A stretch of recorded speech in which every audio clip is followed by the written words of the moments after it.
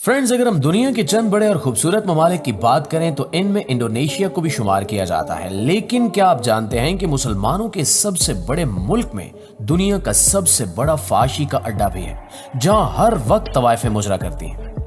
आज की वीडियो में हम इंडोनेशिया के ऐसे चौंका देने वाले हकायक आपके सामने रखेंगे जो आज से पहले आप नहीं जानते, और यकीनन आप ये सब कुछ सुनकर हैरान परेशान रह जाएंगे।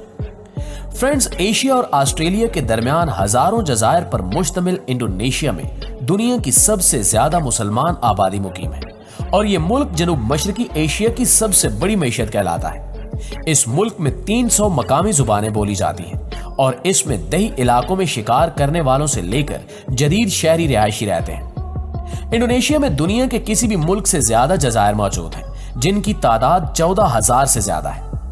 एक अंदाजे के मुताबिक इंडोनेशिया की आबादी 25.5 करोड़ से ज्यादा है, और यह मुल्क दुनिया में सबसे ज्यादा आबादी वाला चौथा मुल्क है। लेकिन अफसोसनाक तौर पर इस मुल्क में अयाशी का एक ऐसा शहर भी बसाया जा चुका है जिसमें हर वक्त फहाशी देखने को मिलती है। दरअसल ये शहर खासकर उन लोगों के लिए बसाया गया है जो बाहर के मुल्कों से इंडोनेशिया घूमने के लिए आते हैं, और खुशाइन बात यह है कि यहाँ मुसलमानों का दाखिला ममनू है।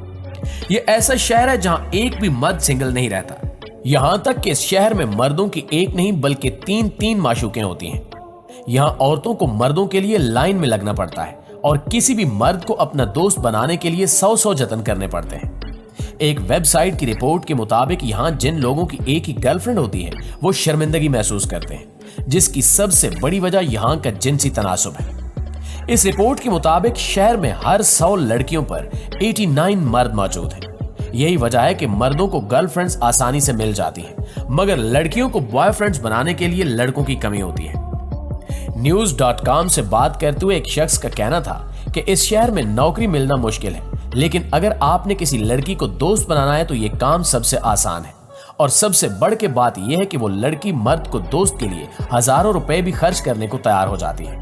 जबकि एक रिपोर्ट के मुताबिक फैक्ट्री में काम करने वाले एक शख्स ने बताया कि इसकी 3 गर्लफ्रेंड्स हैं, और तीनों को एक दूसरे के बारे में मालूम है।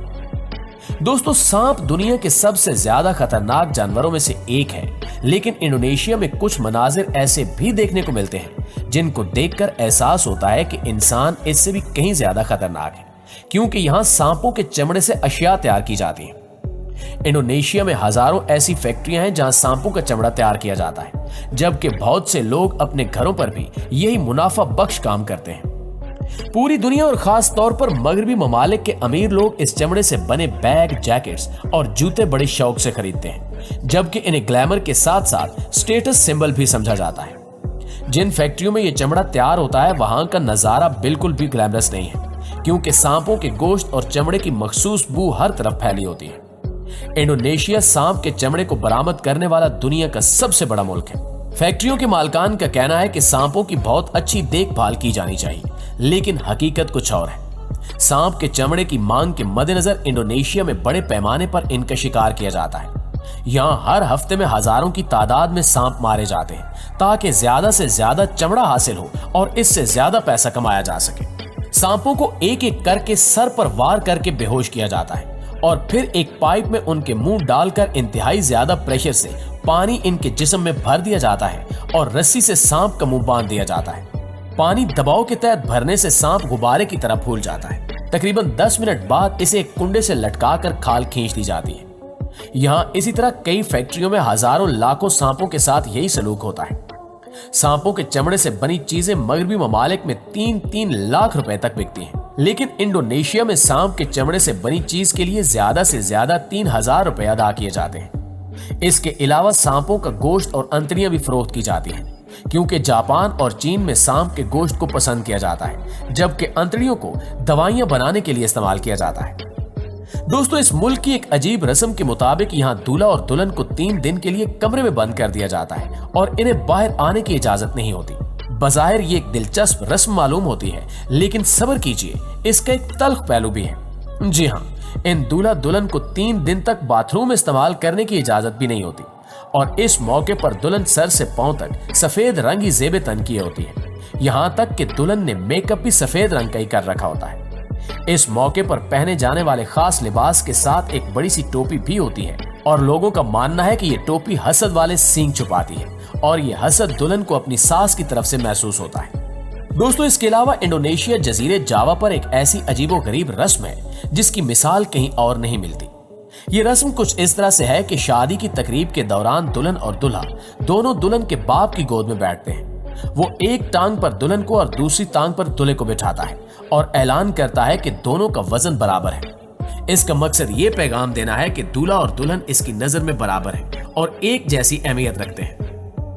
आपको ये जानकर भी हैरत होगी कि यहाँ के कवानीन के मुताबिक आप अपने पैदा होने वाले बच्चे का नाम अपनी मर्जी से बिल्कुल नहीं रख सकते, बल्कि आपको ये नाम रखने के लिए सरकारी ओहदेदारों से अप्रूवल लेना होता है। इसके बाद ही कहीं जाकर इस नाम को सरकारी डॉक्यूमेंट्स में इस्तेमाल किया जाता है। इस दिलचस्प कानून के मुताबिक हुकूमत ऐसे किसी भी नाम को मुस्तरद कर सकती है जो बच्चे के लिए नुकसानदेह हो या आगे चलकर इसकी शख्सियत पर बुरा असर डाले। हर पहलू से जांचने के बाद ही हुक्काम किसी नाम को अप्रूव करने का फैसला करते हैं। इस कानून के इतलाक का एक दिलचस्प वाकया उस वक्त पेश आया जब एक मशहूर मौसीकार क्रिस्टाइन लोटरबर्ग को अपनी बेटी का नाम 3 बार तब्दील करना पड़ा। दोस्तों, चॉकलेट दुनिया के हर कोने में बड़े शौक से खाई जाती है, लेकिन यहाँ के शहरी फीका सालाना चॉकलेट इस्तेमाल के हवाले से दुनिया में पहले नंबर पर है। फोर्ब्स के मुताबिक एक इंडोनेशियन शहरी सालाना तकरीबन 25 पाउंड चॉकलेट खा जाता है, जबकि इस लिस्ट में दूसरा नंबर अमेरिका का आता है, जहां हर शहरी सालाना 20 पाउंड चॉकलेट कंज्यूम करता है। याद रहे कि 1875 यानी 1875 में दुनिया का पहला मिल्क चॉकलेट एक इंडोनेशियन शहरी डैनियल पीटर ने एक जर्मन स्विस शहरी हेनरी नेस्ले के साथ मिलकर तैयार किया। मशहूर अमेरिकी चॉकलेट कंपनी हर्शे के ऑनल मिल्टन हर्शे के आबाओ अजदाद भी इंडोनेशियन ही थे। इंडोनेशियन ना सिर्फ खुद शौक से चॉकलेट खाते हैं बल्कि दुनिया के दूसरे ममालिक को एक्सपोर्ट भी करते हैं और सालाना तकरीबन $1 अरब की चॉकलेट एक्सपोर्ट की जाती है। यहाँ के कानून के मुताबिक अगर किसी शख्स का नाम माइंड बन रहा हो तो उसको खुदकुशी कर लेनी चाहिए, या अगर वो शख्स मुस्तकिल तौर पर अपनी जान लेने की ख्वाहिश का इजहार कर चुका हो तो वो किसी फिजिशियन या डॉक्टर से मदद ले सकता है। डॉक्टर उसे कोई मेडिसिन तजवीज करेगा जिसके इस्तेमाल से वो शख्स अपनी जान ले सकता है। हाँ, ये जरूर है कि उसे ये मेडिसिन खुद ही इस्तेमाल करना होगी और खुदकुशी की इस किस्म को फिजिशियन असिस्टेड सुसाइड कहा जाता है। इस मकसद के लिए इंडोनेशिया का रुख करने वाले लोगों को सुसाइड टूरिस्ट कहा जाता है और ये कानून सिर्फ गैर मुस्लिमों के लिए है, जबकि Germany, Luxembourg, Italy, New Zealand, Canada और अमेरिका की कुछ रियासतों में भी ऐसा करना बिल्कुल लीगल करार दिया गया है। जी तो प्यारे साथियों, ये थी हमारी आज की वीडियो अच्छी लगी है तो इसे लाइक जरूर कीजिएगा और अपने दोस्तों के साथ भी शेयर जरूर कीजिएगा। आपसे मुलाकात करते हैं एक अगली इंटरेस्टिंग वीडियो में, तब तक अपना ढेर सारा ख्याल रखिएगा।